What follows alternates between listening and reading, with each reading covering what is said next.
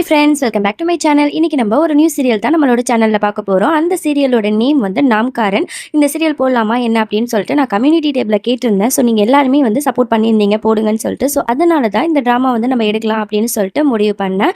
இந்த சீரியல் வந்து ஸ்டார் பிளஸ்ல ரொம்ப வருஷத்துக்கு முன்னாடி வந்து டெலிகாஸ்ட் பண்ணி ரொம்பவே சூப்பர் ஹிட்டான ஒரு சீரியல்னு சொல்லலாம். இந்த சீரியல் வந்து நிறைய வந்து லாங்குவேஜில் வந்து டப்பிங் பண்ணி போட்டாங்க. ஆனால் நம்மளோட தமிழ் லாங்குவேஜில் வந்து இந்த ஒரு பர்டிகுலரான சீரியல் வந்து டப் பண்ணி போடலை. ஆனால் அது ரொம்ப சூப்பரான ஒரு சீரியல்னு சொல்லலாம். ஸோ அதனால தான் நம்ம வந்து தமிழ் ஃபேன்ஸுக்கு எல்லாருக்குமே வந்து இந்த ஒரு சீரியலை டெடிகேட் பண்ணலாம், நாம்காரன் சீரியலை தமிழில் கொண்டு வரலாம் அப்படின்னு சொல்லிட்டு முடிவு எடுத்ததுனால தான் இந்த சீரியலை தமிழில் வந்து ரிவ்யூ கொடுக்கலான்னு சொல்லிட்டு முடிவு பண்ணியிருக்கோம். நாம்காரன் சீரியல் சீசன் 2 தான் பார்க்க போகிறோம்.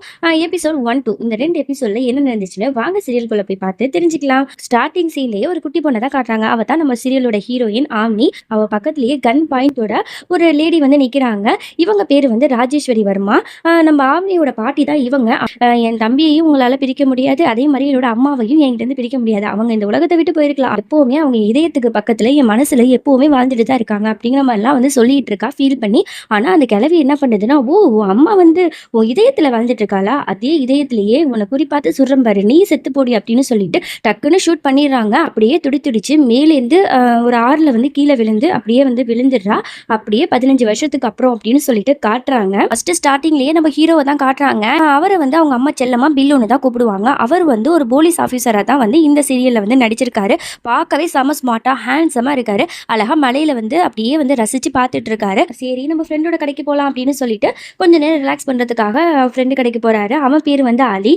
அலி வந்து நம்ம தீரஜோட ஃப்ரெண்டு மட்டும் இல்லை, நம்ம ஆம்னி இருக்கால அவளோட சின்ன வயசு ஃப்ரெண்டும் நம்ம அலி தான்.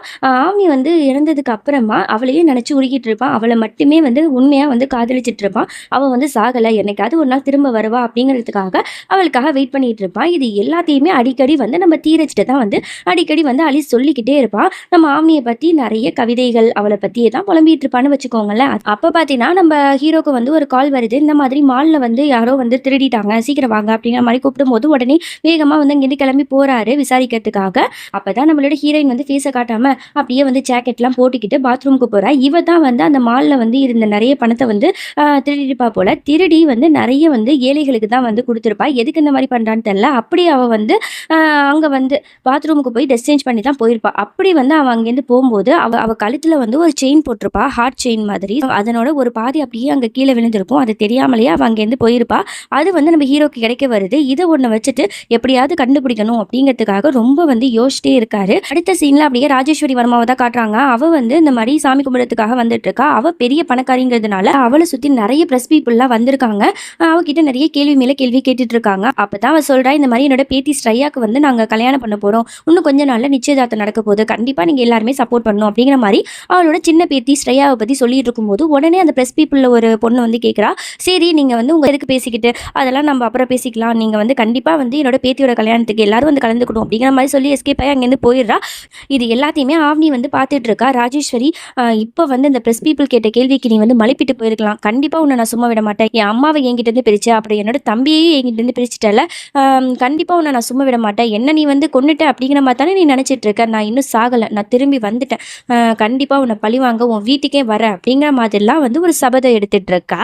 அப்பதான் அவ செயினை கவனிக்கிறா. அந்த செயின்ல வந்து ஒரு பாதி வந்து எங்கேயோ மிஸ் ஆயிருக்கு. ஒருவேளை வந்து அந்த மால்ல தான் மிஸ் ஆயிருக்குமோ அப்படின்னு சொல்லி யோசிச்சுட்டு அப்படி பயந்துட்டே இருக்கா. அந்த இடத்துல அப்படியே வந்து நம்ம தீரச்சு வரான். 2 பேர் அப்படியே திரும்பும் போது அப்படியே ஸ்லிப் ஆகி அந்த பாலத்துக்கு கீழே ஒரு ஆறு இருக்கு, அதுலயே வந்து விழுந்துடுறாங்க. அடுத்த சீன்லயே பார்த்தா நம்ம தீரஜ் வந்து நம்ம ஆவியை வந்து அப்படியே வந்து கடல்ல இருந்து தூக்கிட்டு வர மாதிரி காட்டுறாங்க. அப்படியே அவளை படுக்க போட்டுட்டு அவளை எழுப்பிட்டு இருக்கா. என்னாச்சு பொண்ணு உனக்கு, எந்திரி எந்திரி அப்படின்னு சொல்லிட்டு. ஆனா அவ வந்து ரொம்பவே மயக்கத்துல தான் இருக்கா. வயிற்ற பிடிச்சி அமுக்குறா, என்னென்னமோ பண்றான். ஆனா அவ எந்திரிக்கிற மாதிரியே தெரியல. ரொம்ப கிட்ன 2 பேர் இருக்காங்க. அப்படியே அவன் கிட்ன போறான். அதுக்கப்புறம் நம்மளோட ஹீரோயின் வந்து அப்படியே வந்து வாயில இருக்கிற தண்ணியெல்லாம் அவன் மேல துப்பிட்டு அவனை டக்குன்னு கீழே போட்டு அவன் மேல இவ ஏறி உட்காந்துட்டு உடனே சண்டை போட ஆரம்பிக்கிறா. டேய் உனக்கு எவ்வளவு திமிரு, இவ்வளவு க்ளோஸா என்கிட்ட உட்காந்துருக்க, என்ன என்கிட்ட தப்பா நடந்துக்க பாத்தியா அப்படிங்கிற மாதிரி செமையா வந்து திட்டுறா. என்ன நினைச்சிட்டு இருக்க, நான் ஒன்னும் அப்படிப்பட்ட பையன் இல்லை தெரியுமில, நான் வந்து உனக்கு ஹெல்ப் பண்ணலாம் தான் வந்தேன், நீ என்னன்னா ஓவரா பேசுற அப்படி இப்படின்னு கேட்க, அதை நீ ஒண்ணு எனக்கு ஹெல்ப் பண்ண வேணாம், எங்க நீ தானே வந்து நல்லா இருந்த என்ன மேலேருந்து கீழே தள்ளி விட்ட அப்படி இப்படின்னு சொல்லிட்டு 2 பேருக்கு நடுவில் பக்காவா ஆர்கியூமெண்ட்லாம் போயிட்டு இருக்கு. 2 பேரும் வந்து ரொம்பவே வந்து காண்டாறாங்க. நீ வந்து ஒரு பக்கம் போ, நான் ஒரு பக்கம் போறேன் அப்படின்னு சொல்லிட்டு 2 பேரும் போயிட்டு இருக்கும்போது, நம்மளோட தீரஜ் தான் வந்து அவனோட ஃபோன வந்து பார்த்துட்டே இருக்கான். ஐயய்யோ! அம்மா வேற என்ன தேடிக்கிட்டே இருப்பாங்களே! இந்த சிக்னல் வேற கிடைக்க மாட்டுது. இப்ப என்ன பண்றது? அப்படின்னு சொல்லிட்டு அவன் ரொம்பவே வந்து புலம்பிட்டு இருக்கான். இங்க ஒரு பக்கம் ஆவணி வந்து, இவன் யாரு இவன்? இவன் வந்தோனே என்னோட பிளான் எல்லாத்தையுமே சொதப்பிட்டான். நான் எப்படியாவது அந்த ராஜேஸ்வரி வீட்டுக்கு போலான்னு நினைச்சிட்டு இருந்தேன். எல்லா பிளானும் சொதப்பிடுச்சு அப்படிங்கிற மாரி இவ புலம்பிட்டு இருக்க. அப்படியே இங்க வந்து அலி கஃபேல தான் காட்டுறாங்க. நம்ம தீரஜோட அம்மா வந்து வந்துடுறாங்க. நம்ம ஹீரோட செல்ல பேர் வந்து பில்லு போல. "பில்லு எங்க போனா அலி? உனக்கு தெரியுமா? காலையிலேருந்து நான் பார்த்துட்டு இருக்கேன். என் பையன காணோமே" அப்படின்னு சொல்லிட்டு புலம்பி தள்ளிட்டு இருக்காங்க. அவன் வந்து சொல்லி சமாளிக்கிறான். அவன் வந்து இங்க தான் எங்கேயாவது போயிருப்பான் ஆண்டி. அவன் வந்து எங்க போறான் அப்படி இப்படின்னு சொல்லிட்டு, அதெல்லாம் இல்ல. அவன் எங்கேயோ போயிருப்பானா என்னன்னு தெரியல. அவனுக்கு உடனே கால் பண்ணி எனக்கு உடனே இன்ஃபர்மேஷன் குடுக்கணும். இல்லன்னா உன்ன நான் பாரேன் என்ன பண்ணுவேன்னு எனக்கே தெரியாது. அப்படிங்கிற மாரி கொஞ்சம் கோவமா வந்து சொல்லிட்டு அங்கேருந்து போயிடுறாங்க. இங்க அப்படியே நம்ம தீரஜ தான் காட்டுறாங்க. அவன் வந்து ஃபோன்ல வந்து சிக்னல் கிடைச்சிருச்சு அப்படிங்கிற மாரி சொல்லும்போதே நம்மளோட ஆவணி திரும்பி பார்க்குறா. என்ன சிக்னல் கிடைச்சிருச்சா? இவனோட ஃபோன்லேருந்து நம்ம எப்படியாவது பேசலாமா, போலாமா அப்படிங்கிற மாரி யோசிச்சிட்டே இருக்கா. அப்புறம் அவ பக்கத்துல போறா. பக்கத்துல போயிட்டு "ஓ ஷர்ட்ட கழட்டு" அப்படிங்கிற மாரி சொல்றா. "என்ன ஷர்ட்ட கழட்டவா? இந்த பாரு நான் ஹேண்ட்ஸமா ஹாட்டா இருக்கேன்னு தெரியும். அதுக்காக நீ இந்த மாரிலாம் பேசுவியா என்ன?" அப்படிங்கிற மாரி கேட்க, "ஐயோ! ரொம்ப வலியுது தொடச்சுக்க." "அப்படிலாம் ஒண்ணும் கிடையாது. உன் மைண்டு டர்ட்டி மைண்டு தானே இப்படிதான் போகும். இப்ப வந்து உன்னோட ஷர்ட்ட கழட்டினா ஒரு கம்பள ஊர்லி நம்ம ஒரு ஃபிளாக் மாரி யூஸ் பண்ணோம்னா நம்மளுக்கு வந்து உதவி செய்ய யாராவது வருவாங்கல்ல. அதுக்கு தான் கேட்டேன். சீக்கிரம் கழட்டு." அப்படிங்கிற மாரி சொல்லும்போது அவனுக்கும் அப்புறம் தான் புரியுது. ஓகே, ஓகே அப்படின்னு சொல்லிட்டு அவனும் ஷர்ட்ட கழட்டுறான். அந்த சட்டைய கழட்டி ஒரு கம்புல சுத்தி அப்படியே வந்து கடலுக்கு பக்கத்துல வந்து அத வந்து ஊண்டி வைக்கிறாங்க. யாராவது ஹெல்ப்புக்கு வந்து வருவாங்க அப்படின்னு சொல்லிட்டு. அப்படியே இவ திரும்பி போகும்போது ஸ்லிப் ஆயி அப்படியே விழ போறா. உடனே நம்மளோட ஹீரோ தான் அப்படியே வந்து கேட்ச் பண்றா. அப்படியே 2 பேரும் ஐ கான்டாக்ட்ல பார்த்துக்கிட்டே இருக்காங்க ரொமான்டிக்கா.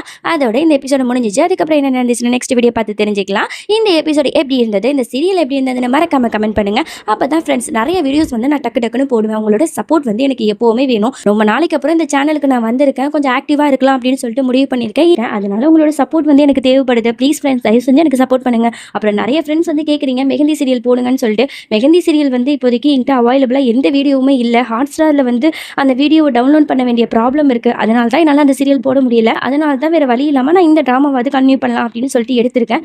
உங்களுக்கு புரியும்னு நினைக்கிறேன். ப்ளீஸ் சப்போர்ட் பண்ணுங்க. தேங்க்ஸ் ஃபார் வாட்சிங். Bye friends.